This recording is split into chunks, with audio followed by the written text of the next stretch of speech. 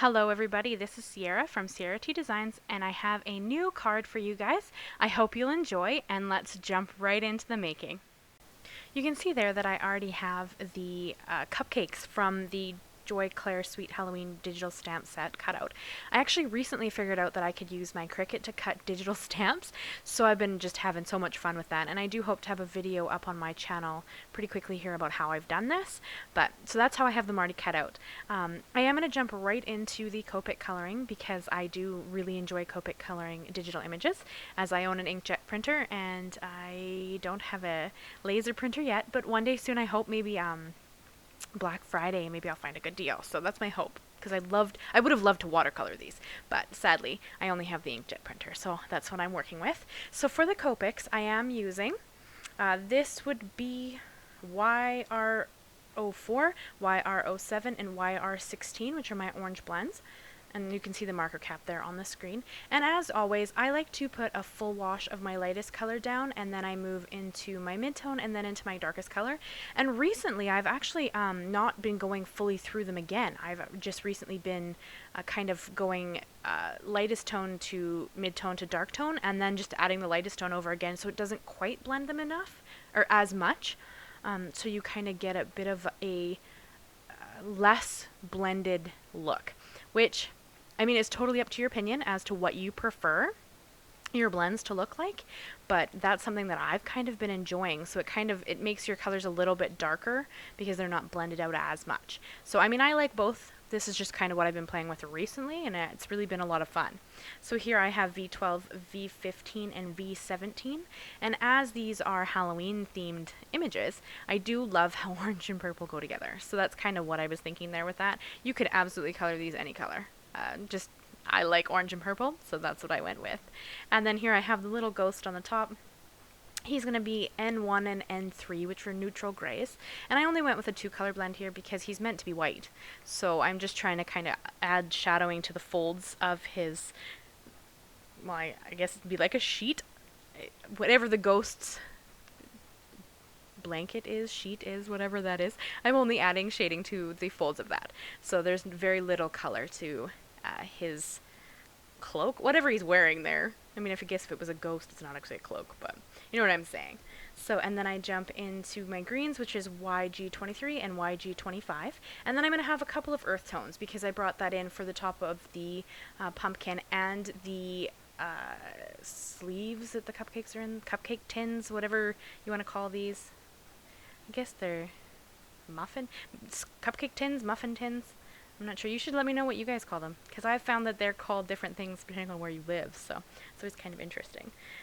So yeah, I have E13, E25, E27, and E57.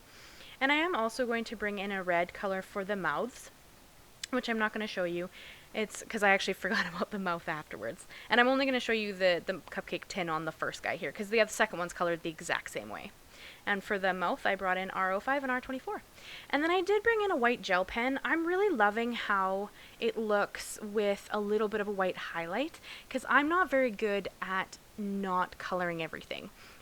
You know, like in watercolor, generally you would kind of, if you want the white of the paper, you don't add color to that area. I'm not good at that, especially when it comes to Copics. I have a tendency to want to add color to everything. So, and I find it, for me personally, easier to blend if I have a wash of the lightest color down. So that's just kind of the way I like to do it. By all means, do what works for you. Whatever works for you is awesome. So I do have Tumbled Glass Oxide ink here, and I'm going to use, this is a stencil from Tim Holtz. It's the Rays Layering Stencil, and I just thought it was pretty cool to do this kind of rays of sun behind my cupcakes. I thought that looked really neat. And I just have the 7-inch Make Art Station. I've been loving this to hold my stencils. You could of course use pixie spray or like a repositionable adhesive. This has just kind of been a neat way to hold it down, that I don't have to go and add glue or add something to the back, wait for it to dry, and then start using it, and then worry about the possibility of residue being on my ATC or my card when I'm finished. I have had that problem in the past, so I've kind of been trying this out as something different, and I just have a blending brush here. Any blending brush will do. I think that one is from Amazon, to be honest with you, because I kind of try to find awesome deals where I can. And then I'm just going to use some foam adhesive to stick this up. Now I use everything. I don't like to waste anything. I don't like to throw anything out. So I'm actually using the pieces that go around little foam hexagon things there so that I can put that on the back and just keep using what I have. That's just kind of how I roll. I kind of don't like to purchase things if I don't have to. Although I am kind of looking for some new foam squares. I have had a problem where I have bought some foam tape in the past and it's just so thick, and I like to have very minuscule dimension. Sometimes I don't want it to be popped up really high, so I've kind of been struggling to find something that I like that's a bit lower or thinner but still gives you some dimension. So these little mini dimensionals are pretty amazing for that, but I'm running out, as you can see, so I'll have to find something else to replace it here pretty quickly. But I just peeled off all of the backing, and then I'm going to stick that down onto my ATC, and we're going to move on to the next step here. And I know you're going to be like, Sierra, your nails are too long. This is why you're struggling here. And you're right, they are, but my nail lady's on vacation. So for now, we're just going to roll with longer nails, because there's nothing I can do about it until she comes back from camping. So I did take my Nuvo Deluxe glue, and I have some Simon Says stamp. I believe these are Moonstone sequins. They're one of my favorite clear sequins. Any clear sequin would do, any gem would do. You don't even have to add these.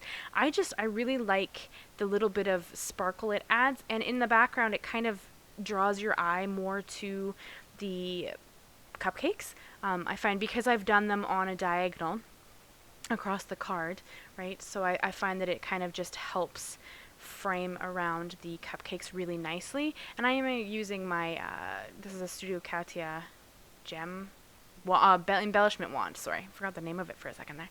Embellishment wand. And yeah, so then we're going to move on because I just couldn't resist a little more sparkle. So I just have my Clair Stella brush pen here. And okay, so with this, I should have added my white highlights after I put the glitter on and had dried.